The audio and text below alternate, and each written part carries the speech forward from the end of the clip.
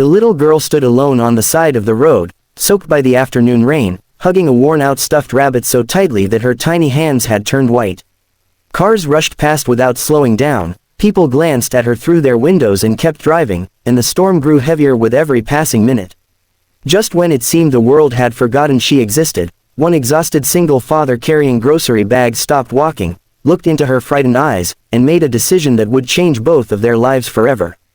Before we begin this emotional journey, if you believe one act of kindness can change someone's destiny, please take a moment to like this video, comment where you're watching from, share it with someone who believes in second chances, and subscribe to Kindness Legacy for more unforgettable stories that restore faith in humanity. Every person in the quiet town of Ashbrook knew Nolan Pierce as the hardworking handyman who never complained even when life gave him every reason to. At 36 years old, Nolan lived in a tiny rented house at the edge of town with his 7-year-old son, Owen, after losing his wife to a sudden illness 4 years earlier. Since then, every sunrise had been another battle. He repaired leaking roofs during the day, fixed broken fences in the evenings, and sometimes cleaned garages at night just to keep food on the table. Bills piled higher than hope, yet he never allowed his son to see the fear hidden behind his tired smile. That rainy Tuesday afternoon, Nolan had just spent almost every dollar he had on groceries for the week. As he hurried home beneath the gray sky, he noticed a little girl standing beside an old bus stop with no umbrella, no jacket, and no adult anywhere nearby. She couldn't have been older than 8.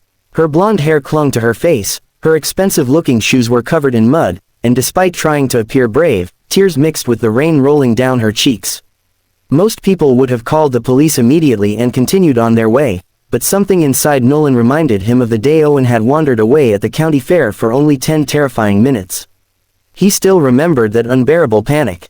He gently approached the girl, careful not to frighten her, and offered her his old raincoat. She accepted it silently, wrapping herself inside fabric that smelled faintly of fresh wood and engine oil. The child finally whispered that her name was Arya. She couldn't remember her home address because everything had happened so fast. She only remembered getting separated from the people she was with after running after her rabbit when a loud crash startled her. She had wandered for hours before ending up near the bus stop. Nolan contacted the local police station immediately. Officers took Arya's information, searched missing person reports, and checked nearby neighborhoods, but no child matching her description had yet been reported missing. Because a powerful storm had flooded several roads and emergency services were overwhelmed with accidents, they asked Nolan if he could temporarily keep the child safe for the evening until investigators continued searching the following morning. He hesitated. His house was tiny, money was scarce, but he looked at Arya shivering uncontrollably beside Owen, who had already offered her his favorite blanket without being asked. Nolan simply nodded. Their modest home looked nothing like the luxurious places wealthy families lived in. The roof leaked into a bucket whenever it rained. The wallpaper peeled near the kitchen window. Dinner consisted of tomato soup, grilled cheese sandwiches, and apples divided carefully into equal slices so everyone had enough. Nolan apologized for not having much, but Arya smiled with genuine gratitude because it was the first warm meal she had eaten all day. That evening, something beautiful happened. Owen showed Arya his small collection of hand-painted toy dinosaurs.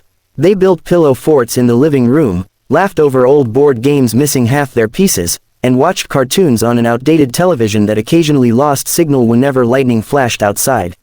For the first time since getting lost, Arya forgot to be afraid. Nolan quietly watched from the kitchen doorway. He realized children rarely cared about expensive things. They remembered warmth, safety, laughter, and people who made them feel protected.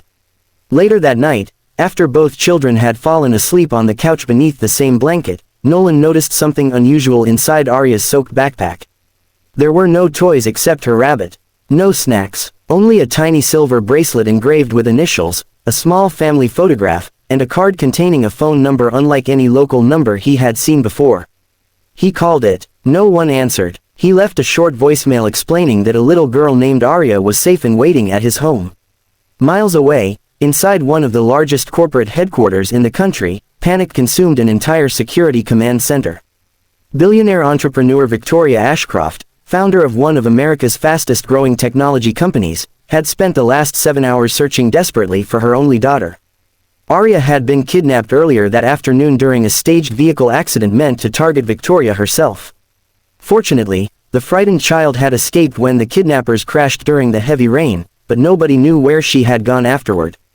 Police, private investigators, helicopters, and security teams searched every neighborhood across 3 counties. Then Victoria's phone rang. A voicemail. A calm stranger explained that Arya was safe. Within minutes, dozens of black SUVs raced toward Nolan's quiet neighborhood. The following morning began peacefully. Nolan made pancakes shaped like smiling faces while Owen and Arya laughed around the kitchen table. They had no idea dozens of security vehicles were quietly surrounding the street. A loud knock echoed through the house. Nolan opened the front door expecting a police officer. Instead, he found men in dark suits, local detectives, and a woman whose tear-filled eyes immediately searched beyond him. The moment Arya saw her, she ran forward. Mother and daughter embraced so tightly that even hardened officers looked away to hide their emotions. Victoria could barely speak through her tears. She held Arya's face, checking every scratch and bruise before finally turning toward Nolan. She expected someone seeking money or recognition. Instead, she found a man wearing faded work boots, patched jeans, and an old flannel shirt stained with paint from yesterday's job. His first words surprised everyone. He simply apologized because he wished he could have offered Arya a better place to sleep. Victoria walked through the small home after investigators completed routine questions. She noticed the leaking ceiling, the nearly empty refrigerator, the worn furniture repaired countless times instead of replaced, and Owen carefully wrapping the remaining pancakes so nothing would be wasted. She realized something extraordinary. Her daughter had spent one night in a house with almost nothing. Yet she had never been safer. When Victoria thanked Arya for being brave, the little girl gently corrected her. She explained that she had never been scared after meeting Nolan because he reminded her of heroes in bedtime stories who helped people simply because it was the right thing to do. Those words broke something inside Victoria. Years of building billion-dollar companies had surrounded her with people motivated by contracts, profits, or publicity. Genuine kindness without expectation had become incredibly rare. She quietly asked Nolan what reward he wanted. He smiled politely and refused. He explained that if Owen were ever lost somewhere, he hoped another parent would help him too. That was enough. News spread rapidly after police released the rescue story.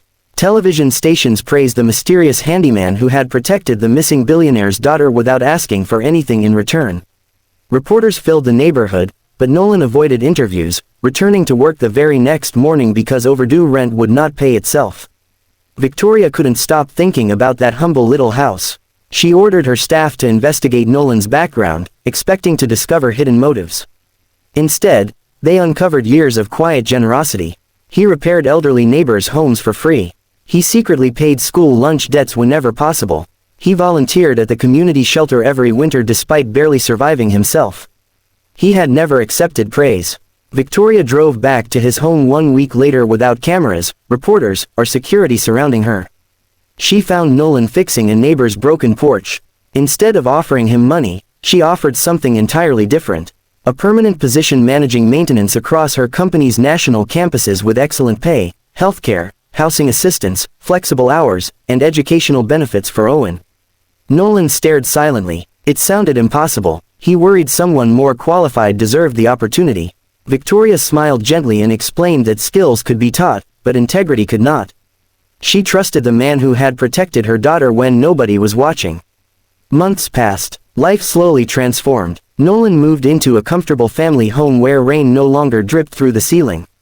Owen enrolled in an excellent school and made new friends. Nolan became respected by hundreds of employees because he treated every cleaner, receptionist, engineer, and executive with equal kindness. Arya often visited on weekends. She and Owen remained inseparable friends despite coming from completely different worlds. They built treehouses, baked cookies, volunteered together at animal shelters, and reminded everyone around them that friendship never cared about wealth. One afternoon, Victoria asked Arya what she had learned from getting lost. Her answer stayed with everyone forever. She said that expensive houses could protect people from storms, but only kind hearts could make frightened strangers feel at home. Years later, during the opening ceremony for a children's community center funded jointly by Victoria's Foundation and Nolan's volunteer organization, hundreds gathered to celebrate. The building wasn't named after a billionaire. It wasn't named after a corporation. It proudly carried the name The Pierce Promise, honoring one father's belief that helping strangers without expecting rewards could change the world one life at a time. Many families who entered those doors never knew the full story behind the name. But every child who found safety there became living proof that compassion always creates ripples far beyond the moment it is shown.